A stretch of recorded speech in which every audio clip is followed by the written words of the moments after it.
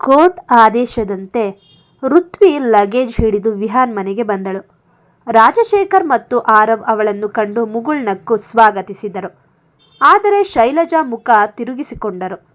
ನೋಡು ಋತ್ವಿ, ಈ 6 ತಿಂಗಳು ನೀನು ಇಲ್ಲಿ ಇರಬಹುದು ಅಷ್ಟೇ, ಆದರೆ ಈ ಮನೆಯ ಸೊಸೆಯ ಸ್ಥಾನ ನಿನಗಿಲ್ಲ ಎಂದು ಶೈಲಜಾ ಕಟುವಾಗಿ ಹೇಳಿದರು. ಋತ್ವಿ ಏನೂ ಮಾತನಾಡದೆ ತನ್ನ ಹಳೆಯ ರೂಮ್ ಕಡೆಗೆ ಹೆಜ್ಜೆ ಹಾಕಿದಳು. ಅಷ್ಟರಲ್ಲಿ ಶೀಲಾ ಹೈ ಹೀಲ್ ಸದ್ದು ಮಾಡುತ್ತಾ ಅಡುಗೆ ಮನೆಗೆ ಎಂಟ್ರಿ ಕೊಟ್ಟಳು. ವಿಹಾನ್ನನ್ನು ಪೂರ್ತಿಯಾಗಿ ತನ್ನವನನ್ನಾಗಿ ಮಾಡಿಕೊಳ್ಳಲು ಅವಳು ಅಂದು ವಿಹಾನ್ಗೆ ಇಷ್ಟವಾದ ಅಡುಗೆ ಮಾಡಲು ಶುರು ಮಾಡಿದಳು. ಋತ್ವಿ ತನ್ನ ರೂಮ್ಗೆ ಹೋಗುತ್ತಿರುವುದನ್ನು ಕಂಡು ಶೀಲಾ ಅಡ್ಡ ನಿಂತಳು. ಶೀಲಾ, ವಿಹಾನ್, 1 ನಿಮಿಷ ಇಲ್ಲಿ ಬಾ. ಈ ಋತ್ವಿ ಮತ್ತೆ ನಿನ್ನ ರೂಮ್ಗೆ ಹೋಗ್ತಿದ್ದಾಳೆ. ನೀವಿಬ್ಬರು ಒಂದೇ ರೂಮ್ನಲ್ಲಿ ಇರ್ತೀರಾ? ನನಗೆ ಇದು ಇಷ್ಟವಿಲ್ಲ ಎಂದು ಮುಖ ಸೊಟ್ಟಗೆ ಮಾಡಿದಳು. ವಿಹಾನ್ ತಕ್ಷಣವೇ ಶೀಲಾಳನ್ನು ಸಮಾಧಾನಪಡಿಸಲು ಅವಳ ಹತ್ತಿರ ಬಂದು ನಾಟಕ ಶುರು ಮಾಡಿದನು. ವಿಹಾನ್, ಅಯ್ಯೋ ಶೀಲಾ, ನೀನು ಯಾಕೆ ಗಾಬರಿ ಆಗ್ತೀಯಾ? ಅವಳು ನನ್ನ ರೂಮ್ನಲ್ಲಿ ಇದ್ದಾಳೆ ಅಂದ ತಕ್ಷಣ ನಾನು ಅವಳನ್ನು ನನ್ನ ಹಾಸಿಗೆ ಮೇಲೆ ಮಲಗಿಸಿಕೊಳ್ತೀನಿ ಅಂದ್ಕೊಂಡಿದ್ಯಾ? ಅವಳ ಸ್ಥಾನ ಈಗ ನನ್ನ ಕಾಲಬುಡದಲ್ಲಿ. ಅವಳು ರೂಮ್ನ ಒಂದು ಮೂಲೆಯಲ್ಲಿ ನೆಲದ ಮೇಲೆ ಬಿದ್ದಿರ್ತಾಳೆ ಅಷ್ಟೇ.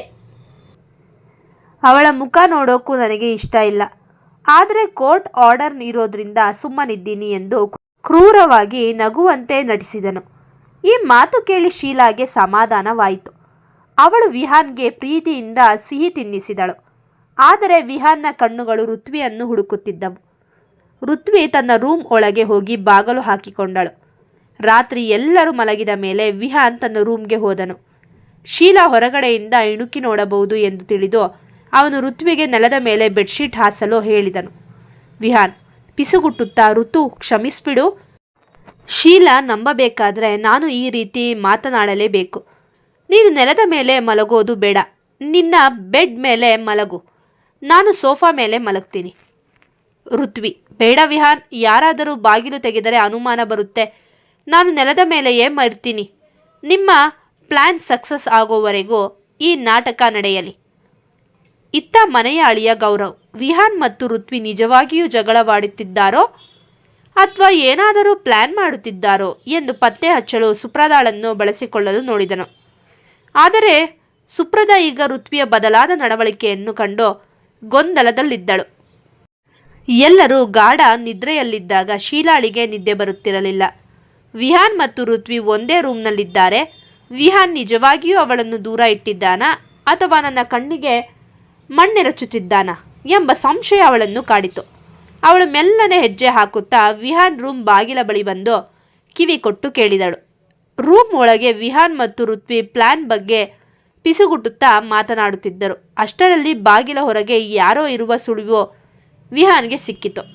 ಅವನು ತಕ್ಷಣ ಋತ್ವಿ ಕಡೆಗೆ ನೋಡಿ ಸನ್ನೆ ಮಾಡಿದನು. ಋತ್ವಿ ಕೂಡಲೇ ನೆಲದ ಮೇಲೆ ಬಿದ್ದವಳಂತೆ ಮಲಗಿದಳು. ಟಕ್ ಟಕ್ ಎಂದು ಶೀಲಾ ಬಾಗಿಲು ತಟ್ಟಿದಳು. ವಿಹಾನ್ ತಕ್ಷಣ ಎದ್ದು ತನ್ನ ಶರ್ಟ್ ಸ್ವಲ್ಪ ಅಸ್ತವ್ಯಸ್ತ ಮಾಡಿಕೊಂಡು ನಾಟಕ ಮಾಡುತ್ತಾ ಕಣ್ಣುಗಳನ್ನು ಉಜ್ಜಿಕೊಳ್ಳುತ್ತಾ ಸಿಟ್ಟಿನಿಂದ ಬಾಗಿಲು ತೆರೆದನು. ವಿಹಾನ್ ಗಡುಸಾದ ಧ್ವನಿಯಲ್ಲಿ, ಶೀಲಾ, ಈ ಸಮಯದಲ್ಲಿ ಇಲ್ಲೇನು ಮಾಡ್ತಿದ್ದೀಯಾ? ಯಾರಾದರೂ ನೋಡಿದರೆ ಏನಂತಾರೆ? ಶೀಲಾ, ಅದು ವಿಹಾನ್, ನಿನಗೆ ನೀರು ಬೇಕಾ ಅಂತ ಕೇಳೋಕೆ ಬಂದೆ. ಅಂದ ಹಾಗೆ ಇವಳು ಎಲ್ಲಿ ಮಲಗಿದ್ದಾಳೆ ಎಂದು ರೂಮ್ ಒಳಗೆ ಇಣುಕಿದಳು. ವಿಹಾನ್ ಬಾಗಿಲನ್ನು ಪೂರ್ತಿ ತೆರೆದು ತೋರಿಸಿದನು.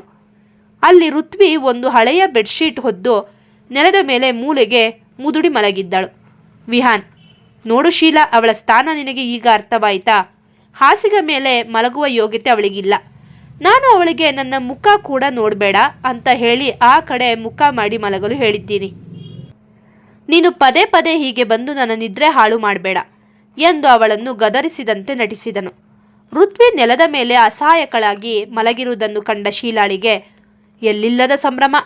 ಪಾಪ ಋತ್ವಿ, ನಿನ್ನ ಸ್ಥಿತಿ ಹೀಗಾಗುತ್ತೆ ಅಂತ ಅಂದುಕೊಂಡಿರಲಿಲ್ಲ ಎಂದು ಮನಸ್ಸಿನಲ್ಲೇ ಅಂದುಕೊಳ್ಳುತ್ತಾ ವಿಹಾನ್ಗೆ ಸಾರಿ ವಿಹಾನ್, ಗುಡ್ ನೈಟ್ ಎಂದು ಹೇಳಿ ಅಲ್ಲಿಂದ ಹೋದಳು. ಶೀಲಾ ಹೋದ ಸದ್ದು ಕೇಳಿದ ತಕ್ಷಣ ಋತ್ವಿ ಎದ್ದು ಕುಳಿತಳು.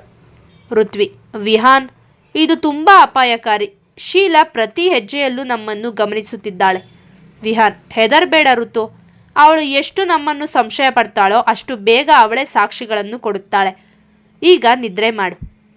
ಮರುದಿನ ಬೆಳಿಗ್ಗೆ ವಿಹಾನ್ ಆಫೀಸ್ಗೆ ತಯಾರಾಗುತ್ತಿದ್ದಾಗ ಋತ್ವಿ ಕೂಡ ರೆಡಿಯಾಗಿ ಕೆಳಗೆ ಬಂದಳು. ಇದನ್ನು ಕಂಡ ಶೀಲಾ ಅಡ್ಡ ನಿಂತು ಪ್ರಶ್ನೆ ಮಾಡಿದಳು. ಶೀಲಾ, ವಿಹಾನ್ ಈ ಋತ್ವಿಗೆ ಎಲ್ಲಿ ಹೊರಟಿದ್ದಾಳೆ? ಇವಳು ನಮ್ಮ ಜೊತೆ ಕಾರ್ನಲ್ಲಿ ಬರೋದು ನನಗೆ ಇಷ್ಟ ಇಲ್ಲ. ವಿಹಾನ್ ತನ್ನ ಮನಸ್ಸಿನ ನೋವನ್ನು ನುಂಗಿಕೊಂಡು ಶೀಲಾಳ ನಂಬಿಕೆ ಉಳಿಸಿಕೊಳ್ಳಲು ಋತ್ವಿಯನ್ನು ಹೀಯಾಳಿಸಿದನು. ವಿಹಾನ್, ಶೀಲಾ, ಇವಳಿಗೆ ಮನೆಯಲ್ಲಿ ಕೂತು ಬಿಟ್ಟಿ ಊಟ ಹಾಕೋಕೆ ನಮಗೇನು ಹಣ ಜಾಸ್ತಿ ಆಗಿಲ್ಲ. ಆಫೀಸ್ನಲ್ಲಿ ಸಣ್ಣ ಪುಟ್ಟ ಕೆಲಸ ಮಾಡಲಿ, ತಿಂದಿದ್ದಕ್ಕೆ ಸಾರ್ಥಕ ಇರಲಿ ಅಂತ ಕರ್ಕೊಂಡು ಹೋಗ್ತಿದ್ದೀನಿ ಅಷ್ಟೇ. ಅವಳನ್ನ ಆಫೀಸ್ ಬಾಯ್ ತರಹ ಬಳಸ್ಕೊಳ್ತೀನಿ ಎಂದು ಕ್ರೂರವಾಗಿ ನಟಿಸಿದನು.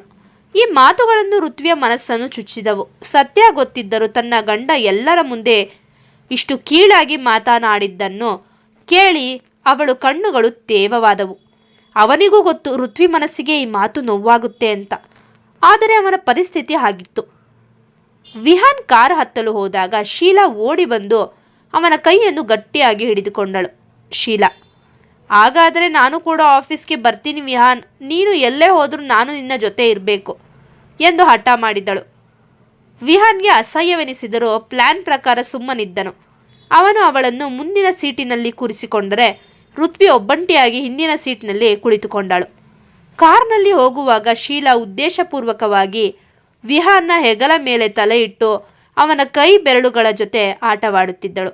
ವಿಹಾನ್, ನಾವು ಮದುವೆಯಾದ ಮೇಲೆ ಹನಿಮೂನ್ಗೆ ಎಲ್ಲಿಗೆ ಹೋಗೋಣ ಎಂದು ಋತ್ವಿಗೆ ಕೇಳಿಸುವಂತೆ ಮಾತನಾಡುತ್ತಿದ್ದಳು. ಕನ್ನಡಿಯ ಮೂಲಕ ಋತ್ವಿಯ ಕಣ್ಣೀರನ್ನು ಕಂಡ ವಿಹಾನ್ನ ಹೃದಯ ಹಿಂಡಿದಂತಾಯಿತು. ಆದರೆ ಸತ್ಯ ಬಯಲು ಮಾಡಲು ಅವನು ಆ ಕಲ್ಲನ್ನು ತನ್ನ ಎದೆಯ ಮೇಲೆ ಇಟ್ಟುಕೊಳ್ಳಬೇಕಾಗಿತ್ತು. ಆಫೀಸ್ ಪಾರ್ಕಿಂಗ್ನಲ್ಲಿ ಕಾರ್ ನಿಂತಾಗ ಅಲ್ಲಿ ಇವರಿಗಾಗಿ ಕಾಯುತ್ತಿದ್ದವರು ಬೇರೆ ಯಾರೂ ಅಲ್ಲ, ಅಭಿನಂದನ್ ಮತ್ತು ತನ್ವಿ. ಅವರು ಒಬ್ಬ ಸಾಮಾನ್ಯ ವ್ಯಕ್ತಿಗಳಂತೆ ವೇಷ ಮರೆಸಿಕೊಂಡು ಅಲ್ಲಿ ನಿಂತಿದ್ದರು. ಋತ್ವಿ ಕಾರ್ನಿಂದ ಕೆಳಗೆ ಇಳಿದಿದ್ದನ್ನು ಕಂಡು ತನ್ವಿ ಮೆಲ್ಲನೆ ಅವಳ ಹತ್ತಿರ ಬಂದು ಸನ್ನೆ ಮಾಡಿದಳು. ಅಭಿನಂದನ್ ವಿಹಾನ್ಗೆ ಮೊದಲೇ ತಿಳಿಸಿದಂತೆ ಗೌರವ್ ಆಫೀಸ್ಗೆ ಅಕೌಂಟೆಂಟ್ ಆಗಿ ಮಾರು ವೇಷದಲ್ಲಿ ಹೋಗುತ್ತಾನೆ. ತನ್ವಿ ಹೌಸ್ ಕೀಪರ್ ತರಹ ವಿಹಾನ್ ಕಂಪನಿಯಲ್ಲಿ ಕೆಲಸ ಮಾಡುತ್ತಾಳೆ. ಆಫೀಸ್ ತಲುಪಿದ ಕೂಡಲೇ ಶೀಲಾ ತನ್ನ ಅಸಲಿ ಬುದ್ಧಿ ತೋರಿಸಿದಳು. ಋತ್ವಿ ತನ್ನ ಹಳೆಯ ಸುಸಜ್ಜಿತ ಕ್ಯಾಬಿನ್ಗೆ ಹೋಗಲು ಮುಂದಾದಾಗ ಶೀಲಾ ಅವಳ ಕೈ ಹಿಡಿದು ತಡೆದಳು. ಶೀಲಾ, ನಿಲ್ಲು ಋತ್ವಿ, ಈ ಕ್ಯಾಬಿನ್ ಈಗ ನನ್ನದು. ವಿಹಾನ್ ಹೇಳಿದ್ದಾನೆ ನೀನು ಇಲ್ಲಿ ಕೇವಲ ಒಬ್ಬ ಕೆಲಸದಾಕೆ ಅಂತ. ನಿನ್ನ ಜಾಗ ಆ ಸ್ಟೋರ್ ರೂಮ್ ಪಕ್ಕದ ಸಣ್ಣ ಟೇಬಲ್. ಋತ್ವಿ ಮೌನವಾಗಿ ಹಳೆಯ ಫೈಲ್ಗಳ ನಡುವೆ ಇದ್ದ ಒಂದು ಧೂಳು ಹಿಡಿದ ಸಣ್ಣ ಟೇಬಲ್ ಬಳಿ ಹೋಗಿ ಕುಳಿತಳು. ಶೀಲಾ ಅಲ್ಲಿಗೂ ಬಂದು, ನನ್ನ ಶೂ ಮೇಲೆ ಕಾಫಿ ಚೆಲ್ಲಿದೆ, ಇದನ್ನು ಒರೆಸು ಎಂದು ಋತ್ವಿಯನ್ನು ಅವಮಾನಿಸಲು ಯತ್ನಿಸಿದಳು. ಋತ್ವಿ ಮೌನವಾಗಿ ಅವಳನ್ನು ದಿಟ್ಟಿಸಿದಾಗ ವಿಹಾನ್ ಅಲ್ಲಿಗೆ ಬಂದು, ಶೀಲಾ, ಅವಳಿಗೆ ಕೆಲಸ ಕೊಡು ಅಂದೇ ಹೊರತು ಆಳು ಮಾಡು ಅನ್ನಲಿಲ್ಲ. ಸುಮ್ಮನೆ ನಿನ್ನ ರೂಮ್ಗೆ ಹೋಗು ಎಂದು ಋತ್ವಿಯನ್ನು ರಕ್ಷಿಸಿದನು. ಗೌರವ್ ತನ್ನದೇ ಆದ ಸ್ವಂತ ಕಂಪನಿಯನ್ನು ನಡೆಸುತ್ತಿದ್ದನು. ವಿಹಾನ್ ತನ್ನ ಆಫೀಸ್ಗೆ ಹೊರಡುವ ಮುನ್ನ ಶೀಲಾಳನ್ನು ನಂಬಿಸಿ ಋತ್ವಿಯನ್ನು ತನ್ನ ಕಚೇರಿಗೆ ಕರೆದೊಯ್ದನು. ಅತ್ತ ಅಭಿನಂದನ್ ಗೌರವ್ನ ಕಚೇರಿಯಲ್ಲಿ ಅಕೌಂಟೆಂಟ್ ವೇಷದಲ್ಲಿ ಕೆಲಸಕ್ಕೆ ಸೇರಿಕೊಂಡಿದ್ದನು. ಗೌರವನಿಗೆ ಅಭಿನಂದನ್ನ ಪರಿಚಯ ಇಲ್ಲದ ಕಾರಣ ಅವನು ಸಲೀಸಾಗಿ ಬಲೆಗೆ ಬಿದ್ದಿದ್ದನು. ವಿಹಾನ್ ತನ್ನ ಕಚೇರಿಗೆ ತಲುಪಿದಾಗ ಶೀಲಾ ಅಲ್ಲಿ ವಿರಾಜಮಾನವಾಗಿ ಕುಳಿತಿದ್ದಳು. ಋತ್ವಿಗೆ ಒಂದು ಮೂಲೆಯಲ್ಲಿ ತರಬೇತಿ ಪಡೆಯುವ ಹುಡುಗಿಯಂತೆ ಕುಳಿತು ಹಳೆಯ ಫೈಲ್ ಸಾರ್ಟ್ ಮಾಡುವ ಕೆಲಸ ಕೊಟ್ಟಳು. ಶೀಲಾ, ವಿಹಾನ್, ಈ ಋತ್ವಿ ಇಲ್ಲಿ ಸುಮ್ಮನೆ ಕೂರಬಾರ್ದು. ನನ್ನ ಕ್ಯಾಬಿನ್ಗೆ ಪ್ರತಿ 1 ಗಂಟೆಗೆ ಬಂದು ನೆಲ ಒರೆಸಬೇಕು ಮತ್ತು ಕಾಫಿ ಕೊಡಬೇಕು ಎಂದು ಆದೇಶಿಸಿದಳು. ವಿಹಾನ್ ಮೌನವಾಗಿ ಋತ್ವಿಯ ಕಣ್ಣುಗಳನ್ನು ನೋಡಿದನು. ಆ ಕಣ್ಣುಗಳಲ್ಲಿ ಸಹಿಸಿಕೊಳ್ಳೋಣ ವಿಹಾನ್ ಎಂಬ ಸಂದೇಶವಿತ್ತು. ಗೌರವ್ನ ಆಫೀಸ್ನಲ್ಲಿ ಅಭಿನಂದನ್ ಅಕೌಂಟ್ಸ್ ಬುಕ್ ಪರಿಶೀಲಿಸುತ್ತಿರುವಾಗ ಗೌರವ್ ಅಲ್ಲಿಗೆ ಬಂದನು. ಗೌರವ್, ಹೊಸಬನೇ, ಈ ತಿಂಗಳ ಲಾಭ ಎಷ್ಟು ಬಂದಿದೆ? ಅಭಿನಂದನ್, ಸರ್, ವಿಹಾನ್ ರಾಯ್ ಕಂಪನಿಯಿಂದ ನಕಲಿ ಬಿಲ್ ಮೂಲಕ ನಮಗೆ ಬರಬೇಕಾದ 5 ಕೋಟಿ ರೂಪಾಯಿಯ ಪೆಂಡಿಂಗ್ ಇದೆ. ನೀವು ಆ ಪೇಪರ್ಸ್ ತೋರಿಸಿದರೆ ನಾನು ಅಕೌಂಟ್ ಕ್ಲಿಯರ್ ಮಾಡ್ತೀನಿ. ಹಣದ ಆಸೆಗೆ ಬಿದ್ದ ಗೌರವ್ ವಿಹಾನ್ನ ನಕಲಿ ಸಹಿ ಇರುವ ಆ ರಹಸ್ಯ ಫೈಲ್ ಅನ್ನು ಅಭಿನಂದನ್ ಕೈಗಿಟ್ಟನು. ವಿಹಾನ್ ಮತ್ತು ಅಭಿನಂದನ್ ಪ್ಲಾನ್ ಮಾಡಿದ್ದ ಸಾಕ್ಷಿ ಈಗ ಅವರ ಕೈ ಸೇರಿತ್ತು. ವಿಹಾನ್ ಆಫೀಸ್ನಲ್ಲಿ ಶೀಲಾ ಋತ್ವಿಗೆ ಕಾಫಿ ತರಲು ಹೇಳಿದಾಗ ಹೌಸ್ ಕೀಪಿಂಗ್ ವೇಷದಲ್ಲಿದ್ದ ತನ್ವಿ ಕಾಫಿ ಮೇಕರ್ ಹತ್ತಿರ ಋತ್ವಿಗೆ ಸಹಾಯ ಮಾಡಲು ಬಂದಳು. ತನ್ವಿ, ಅತ್ತಿಗೆ, ನೀವು ಕಾಫಿ ಕಪ್ ಹಿಡೀರಿ, ನಾನು ಅವಳಿಗೆ ಒಂದು ಸರ್ಪ್ರೈಸ್ ಕೊಡ್ತೀನಿ. ತನ್ವಿ ಸಕ್ಕರೆಯ ಬದಲಾಗಿ ಕಾಫಿಗೆ ಸ್ವಲ್ಪ ಉಪ್ಪು ಮತ್ತು ಅತಿಯಾದ ಖಾರವಾದ ಪೆಪ್ಪರ್ ಪೌಡರ್ ಬೆಳೆಸಿದಳು. ಋತ್ವಿ ಆ ಕಾಫಿಯನ್ನು ಶೀಲಾಗೆ ನೀಡಿದಳು. ವಿಹಾನ್ ಎದುರು ಗತ್ತಿನಿಂದ ಕಾಫಿ ಕುಡಿದ ಶೀಲಾಳಿಗೆ ಗಂಟಲು ಉರಿಯಲು ಶುರುವಾಯಿತು. ಶೀಲಾ ಕೆಮ್ಮುತ್ತಾ, ಋತ್ವಿ ಏನಿದು, ವಿಷ ಹಾಕಿದ್ದೀಯಾ? ವಿಹಾನ್, ಅಯ್ಯೋ ಶೀಲಾ, ಅವಳಿಗೆ ಸರಿಯಾಗಿ ಕಾಫಿ ಮಾಡೋಕ್ಕೂ ಬರಲ್ಲ ಅನ್ಸುತ್ತೆ, ಅದಕ್ಕೆ ಹೇಳಿದ್ದು ಇವಳು ಮನೆಯಲ್ಲಿದ್ದರೆ ನಷ್ಟ ಅಂತ ಎಂದು ಹೇಳುತ್ತಾ ಋತ್ವಿಯನ್ನು ಬೈಯುವಂತೆ ನಟಿಸಿ ಅವಳನ್ನು ಅಲ್ಲಿಂದ ಸಾಗಿಸಿದನು. ಅತ್ತ ಗೌರವ್ನ ಆಫೀಸ್ನಿಂದ ಅಭಿನಂದನ್ ವಿಹಾನ್ಗೆ ಮೆಸೇಜ್ ಮಾಡಿದ. ಸಾಕ್ಷಿ ಸಿಕ್ಕಿದೆ ವಿಹಾನ್. ಗೌರವ್ ತನ್ನ ಸ್ವಂತ ಕಂಪನಿಗೆ ನಿನ್ನ ಹಣವನ್ನು ಡೈವರ್ಟ್ ಮಾಡಿರೋ ಪೂರ್ಣ ದಾಖಲೆ ನನ್ನ ಕೈಯಲ್ಲಿದೆ. ಅಭಿನಂದನ್ ತಂದ ಆ ರಹಸ್ಯ ಫೈಲ್ ನೋಡಿ ವಿಹಾನ್ಗೆ ಖುಷಿಯಾದರೂ ಅವನು ಅದನ್ನು ತಕ್ಷಣವೇ ಬಳಸಲಿಲ್ಲ. ವಿಹಾನ್, ಅಭಿ ಈಗಲೇ ಈ ಫೈಲ್ ಪೊಲೀಸರಿಗೆ ಕೊಟ್ಟರೆ ಗೌರವ್ ಜೈಲಿಗೆ ಹೋಗ್ತಾನೆ. ಆದರೆ ನಮ್ಮ ತಂಗಿ ಸುಪ್ರದಾ ನನ್ನ ಗಂಡ ನಿರ್ದೋಷಿ, ವಿಹಾನ್ ಅವನ ಮೇಲೆ ಸುಳ್ಳು ಕೇಸ್ ಹಾಕಿದ್ದಾನೆ ಅಂತ ನಂಬುತ್ತಾಳೆ. ಅವಳ ಕಣ್ಣಲ್ಲಿ ನಾನು ವಿಲ್ಲನ್ ಆಗ್ತೀನಿ. ನಮಗೆ ಬೇಕಿರೋದು ಗೌರವ್ನ ಬಂಧನ ಮಾತ್ರವಲ್ಲ, ಸುಪ್ರದಾಗೆ ಅವನ ಅಸಲಿ ಮುಖವಾಡದ ದರ್ಶನ. ಮನೆಯಲ್ಲಿ ಗೌರವ್ ಸುಪ್ರದಾಳ ಮುಂದೆ ಅತ್ಯಂತ ಪ್ರೀತಿಯ ಗಂಡನಂತೆ ನಟಿಸುತ್ತಿದ್ದನು. ನೋಡು ಸುಪ್ಪಿ, ವಿಹಾನ್ ಋತ್ವಿಗೆ ಡೈವರ್ಸ್ ಕೊಟ್ಟು ಶೀಲಾಳನ್ನು ಮದುವೆಯಾಗ್ತಿದ್ದಾನೆ. ನಾನೇ ಅವರನ್ನು ಒಂದು ಮಾಡ್ತೀನಿ ಎಂದು ಹೇಳಿ ಸುಪ್ರದಾಳ ವಿಶ್ವಾಸ ಗಳಿಸಿದ್ದನು. ಸುಪ್ರದಾ ತನ್ನ ಗಂಡನೇ ಶ್ರೇಷ್ಠ ಎಂದು ಋತ್ವಿಯನ್ನು ದ್ವೇಷಿಸುತ್ತಿದ್ದಳು. ಸುಪ್ರದಾ ಈಗಲೂ ಗೌರವನೇ ತನ್ನ ಸರ್ವಸ್ವ ಎಂದು ನಂಬಿದ್ದಾಳೆ. ಋತ್ವಿ ಅವಳ ಹತ್ತಿರ ಹೋಗಿ ಏನಾದರೂ ಸುಳಿವು ನೀಡಲು ಪ್ರಯತ್ನಿಸಿದರೂ ಸುಪ್ರದಾ ಅವಳನ್ನು ಹೀಯಾಳಿಸಿ ಕಳುಹಿಸುತ್ತಾಳೆ. ನೋಡು ಋತ್ವಿ, ನೀನು ನನ್ನ ಸಂಸಾರದಲ್ಲಿ ಬೆಂಕಿ ಹಚ್ಚಲು ನೋಡಬೇಡ. ಗೌರವ್ ಈ ಮನೆಯ ಅಳಿಯ ಮಾತ್ರವಲ್ಲ, ನನ್ನ ಪಾಲಿನ ದೇವರು ಎಂದು ಅವಳು ಖಡಕ್ಕಾಗಿ ಹೇಳುತ್ತಾಳೆ.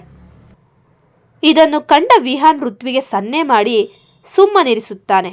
ಗೌರವ್ನ ಕಂಪನಿಯಲ್ಲಿ ಕೆಲಸ ಮಾಡುತ್ತಿರುವ ಅಭಿನಂದನ್ ದಿನೇ ದಿನೇ ಗೌರವ್ನ ನಂಬಿಕಸ್ಥನಾಗುತ್ತಿದ್ದಾನೆ. ಗೌರವ್ ತನ್ನ ಎಲ್ಲ ಕಪ್ಪು ಹಣದ ವ್ಯವಹಾರಗಳನ್ನು ಈಗ ಅಭಿನಂದನ್ ಮೂಲಕವೇ ಮಾಡಿಸಲು ಶುರು ಮಾಡಿದ್ದಾನೆ. ಅಭಿನಂದನ್ ವಿಹಾನ್ಗೆ ಮೆಸೇಜ್. ವಿಹಾನ್, ಗೌರವ್ ಈಗ ಒಂದು ದೊಡ್ಡ ಡೀಲ್ ಮಾಡ್ತಿದ್ದಾನೆ. ನಿನ್ನ ಕಂಪನಿಯ ಹೆಸರಲ್ಲಿ 50 ಕೋಟಿ ರೂಪಾಯಿಯ ಸಾಲ ಪಡೆಯಲು ಮುಂದಾಗಿದ್ದಾನೆ. ಇದಕ್ಕೆ ಸುಪ್ರದಾಳ ಸಹಿ ಕೂಡ ಬೇಕಾಗುತ್ತೆ. ಇಲ್ಲಿ ನಾವು ಅವಳನ್ನು ಹೇಗೆ ಬಳಸಿಕೊಳ್ಬೇಕು ಅನ್ನೋದೇ ಪ್ಲಾನ್. ಮನೆಯಲ್ಲಿ ಶೀಲಾಳ ದರ್ಬಾರ್ ಮಿತಿ ಮೀರುತ್ತಿದೆ. ಅವಳು ವಿಹಾನ್ನನ್ನು ತನ್ನತ್ತ ಸೆಳೆಯಲು ಹೊಸ ಹೊಸ ನಾಟಕಗಳನ್ನು ಆಡುತ್ತಿದ್ದಾಳೆ. ಶೀಲಾ, ವಿಹಾನ್, ಇವತ್ತು ನಾವಿಬ್ಬರು ಶಾಪಿಂಗ್ ಹೋಗೋಣ. ನೀನು ನನಗೆ ವಜ್ರದ ಹಾರ ಕೊಡಿಸ್ಬೇಕು ಎಂದು ಹಠ ಹಿಡಿಯುತ್ತಾಳೆ. ವಿಹಾನ್ ಒಪ್ಪಲೇಬೇಕಾಗುತ್ತದೆ. ಈ ಸಮಯದಲ್ಲಿ ಋತ್ವಿ ಮನೆಯಲ್ಲಿ ಒಬ್ಬಳೇ ಇದ್ದಾಗ ಗೌರವ್ ಅವಳನ್ನು ಬೆದರಿಸಲು ಬರುತ್ತಾನೆ. ನೋಡು ಋತ್ವಿ, ಇನ್ನು ಕೆಲವೇ ದಿನಗಳಲ್ಲಿ ನೀನು ಈ ಮನೆಯಿಂದ ಹೊರಗೆ ಹೋಗ್ತೀಯ. ವಿಹಾನ್ ಈಗ ಪೂರ್ತಿ ನಮ್ಮ ಕಂಟ್ರೋಲ್ನಲ್ಲಿದ್ದಾನೆ ಎಂದು ಅಟ್ಟಹಾಸದಿಂದ ನಗುತ್ತಾನೆ. ಮನೆಯವರೆಲ್ಲರೂ ನಿದ್ರೆಗೆ ಜಾರಿದ ನಂತರ ವಿಹಾನ್ ರೂಮ್ ಬಾಗಿಲು ಹಾಕಿಕೊಂಡು ಋತ್ವಿಯ ಹತ್ತಿರ ಬಂದನು. ನೆಲದ ಮೇಲೆ ಮಲಗಿದ್ದ ಋತ್ವಿಯನ್ನು ಬಲವಂತವಾಗಿ ಎಬ್ಬಿಸಿ ಹಾಸಿಗೆಯ ಮೇಲೆ ಕೂರಿಸಿದನು. ವಿಹಾನ್, ಎಲ್ಲಿಯವರೆಗೂ ಹೀಗೆ ನೆಲದ ಮೇಲೆ ಮಲಗ್ತೀಯ ಋತು? ನಿನ್ನನ್ನು ಈ ಸ್ಥಿತಿಯಲ್ಲಿ ನೋಡೋಕೆ ನನಗೆ ಆಗ್ತಿಲ್ಲ. ಋತ್ವಿ ಒರಟಾಗಿ, ಬಿಡಿ ವಿಹಾನ್, ಹೊರಗೆ ನಿಮ್ಮ ಶೀಲಾ ಕಾಯ್ತಿರ್ಬೋದು, ಹೋಗಿ ಅವಳ ಜೊತೆ ಮಾತನಾಡಿ. ವಿಹಾನ್ ತುಂಟತನದಿಂದ ಅವಳ ಮುಖವನ್ನು ತನ್ನ ಕೈಗಳ ನಡುವೆ ಹಿಡಿದು, ಅಸೂಯೇನ, ನನ್ನ ಋತು ಹತ್ತಿರ ಇರುವಾಗ ಆ ಶೀಲಾಳನ್ನು ಯಾರು ನೋಡ್ತಾರೆ ಎಂದು ಅವಳ ಹಣೆ ಮೇಲೆ ಮುತ್ತಿಟ್ಟನು. ಋತ್ವಿ ಸಿಟ್ಟಿನಿಂದ ಅವನನ್ನು ತಳ್ಳಲು ಹೋದರೂ ವಿಹಾನ್ ಅವಳನ್ನು ಬಿಡದೆ ಅಪ್ಪಿಕೊಂಡನು. ಆ ಕ್ಷಣ ಅವರ ನಡುವಿನ ಎಲ್ಲ ಮುನಿಸು ಕರಗಿ ಪ್ರೇಮದ ಮೌನ ಆವರಿಸಿತು. ಮರುದಿನ ಬೆಳಿಗ್ಗೆ ಶೀಲಾ ತನ್ನ ಆಟ ಶುರು ಮಾಡಿದಳು. ಶೈಲಜಾ ಪೂಜೆಗೆ ಸಿದ್ಧತೆ ಮಾಡುತ್ತಿದ್ದಾಗ ಶೀಲಾ ಉದ್ದೇಶಪೂರ್ವಕವಾಗಿ ಹಾಲಿನ ಪಾತ್ರೆಯನ್ನು ಕೆಳಗೆ ಸುರಿದಳು. ಶೀಲಾ, ಅತ್ತೆ ನೋಡಿ, ಈ ಋತ್ವಿ ಕಾಲು ತಗುಲಿ ಹಾಲು ಕೆಳಗೆ ಚೆಲ್ಲಿದೆ. ಅಪಶಕುನ ಈಕೆಯದ್ದು. ಶೈಲಜಾ ಸಿಟ್ಟಿನಿಂದ ಋತ್ವಿಯ ಬಳಿ ಬಂದು, ನೋಡು ಋತ್ವಿ, ನೀನು ಈ ಮನೆಗೆ ಬಂದಾಗಿನಿಂದ ನೆಮ್ಮದಿ ಇಲ್ಲ. ಈ ಮನೆಯ ಕೆಲಸದವಳಿಗಿಂತ ಕೀಳಾಗಿ ಇರು ಅಥವಾ ಇಲ್ಲಿಂದ ತೊಲಗು ಎಂದು ಕಠಿಣವಾಗಿ ಮಾತನಾಡಿದರೂ ಋತ್ವಿ ಕಣ್ಣೀರು ಹಾಕುತ್ತಾ ಚೆಲ್ಲಿದ ಹಾಲನ್ನು ಒರೆಸುತ್ತಿದ್ದಾಗ ಶೀಲಾ ಅವಳ ಕೈ ಮೇಲೆ ಕಾಲು ಇಟ್ಟು ಮೆಲ್ಲನೆ ಅದುಮಿದಳು. ಋತ್ವಿ ನೋವಿನಿಂದ ಕಿರುಚಿದರೂ ಯಾರೂ ಅವಳ ಪರವಾಗಿ ಬರಲಿಲ್ಲ. ಇದೆಲ್ಲವನ್ನು ದೂರದಿಂದ ಗಮನಿಸುತ್ತಿದ್ದ ರಾಜಶೇಖರ್ ಅಂದರೆ ವಿಹಾನ್ ತಂದೆ ಅವರ ಮನಸ್ಸು ಕರಗಿತು. ಗೌರವನ ಮೇಲೆ ಅವರಿಗೆ ಮೊದಲೇ ಅನುಮಾನವಿತ್ತು. ಸಂಜೆ ಋತ್ವಿ ಒಬ್ಬಳೇ ಕೈದೋಟದಲ್ಲಿ ಕುಳಿತಿದ್ದಾಗ ರಾಜಶೇಖರ್ ಅವಳ ಬಳಿ ಬಂದರು. ರಾಜಶೇಖರ್, ಋತ್ವಿ ಮಗಳೇ, ನನ್ನನ್ನು ಕ್ಷಮಿಸಿಬಿಡು. ಅಂದು ನಿನ್ನ ವಿಷಯದಲ್ಲಿ ನಾನು ಮೌನವಾಗಿದ್ದು ದೊಡ್ಡ ತಪ್ಪಾಯಿತು. ವಿಹಾನ್ ಮತ್ತು ನೀನು ಮಾಡುತ್ತಿರುವ ಈ ನಾಟಕದ ಹಿಂದೆ ಏನೋ ದೊಡ್ಡ ಸತ್ಯ ಇದೆ ಅಂತ ನನಗೆ ಗೊತ್ತು. ನಿನಗೆ ಈ ಮನೆಯಲ್ಲಿ ಆಗ್ತಿರೋ ಅವಮಾನಕ್ಕೆ ನಾನು ತಲೆ ತಗ್ಗಿಸುತ್ತಿದ್ದೇನೆ. ರಾಜಶೇಖರ್ ಅವರು ಋತ್ವಿಯ ತಲೆ ಸವರಿ ಕ್ಷಮೆ ಕೇಳಿದಾಗ ಋತ್ವಿಗೆ ತನ್ನ ತಂದೆಯೇ ಬಂದಂತಾಗಿ ಬಿಕ್ಕಿ ಬಿಕ್ಕಿ ಅತ್ತಳು. ಮಾವಯ್ಯ, ಸತ್ಯ ಬೇಗ ಹೊರಬರುತ್ತೆ, ಅಲ್ಲಿಯವರೆಗೂ ಧೈರ್ಯವಾಗಿರಿ ಎಂದು ಅವರಿಗೆ ಭರವಸೆ ನೀಡಿದಳು. ಶೈಲಜಾ ಮಾತ್ರ ಇನ್ನೂ ಗೌರವನ ಪ್ರಭಾವದಲ್ಲಿದ್ದರು. ನನ್ನ ಅಳಿಯ ಗೌರವ್ ರತ್ನದಂತಹ ಮನುಷ್ಯ. ಅವನನ್ನ ಸಂಶಯ ಪಡೋ ಈ ಋತ್ವಿ ನಮಗೆ ಬೇಡವೇ ಬೇಡ ಎಂದು ಹಠ ಹಿಡಿದಿದ್ದರು. ಸುಪ್ರದಾ ಕೂಡ ತನ್ನ ತಾಯಿಯ ಮಾತಿಗೆ ದನಿಗೂಡಿಸುತ್ತಿದ್ದಳು. ವಿಹಾನ್ ಇದನ್ನು ನೋಡಿ ಸಂಕಟಪಟ್ಟರೂ ದೊಡ್ಡ ಸುನಾಮಿ ಏಳುವ ಮುನ್ನ ಸಮುದ್ರ ಶಾಂತವಾಗಿರಲೇಬೇಕು ಎಂದು ಸುಮ್ಮನಿದ್ದನು. ಈ ಕತೆ ವೀಕ್ಷಿಸಿದ ನಂತರ ದಯಮಾಡಿ ನಮಗೆ ಸಬ್ಸ್ಕ್ರೈಬ್ ಮಾಡಿ. ಇನ್ನೂ ಹೆಚ್ಚಿನ ಹೊಸ ಬರವಣಿಗೆಗಾಗಿ ನಿಮ್ಮ ಪ್ರೋತ್ಸಾಹ ಸದಾ ಇರಲಿ. ನಿಮ್ಮ ಅಭಿಪ್ರಾಯವನ್ನು ಕಮೆಂಟ್ ಮೂಲಕ ತಿಳಿಸಿ, ಶೇರ್ ಮಾಡಿ. ಧನ್ಯವಾದಗಳು.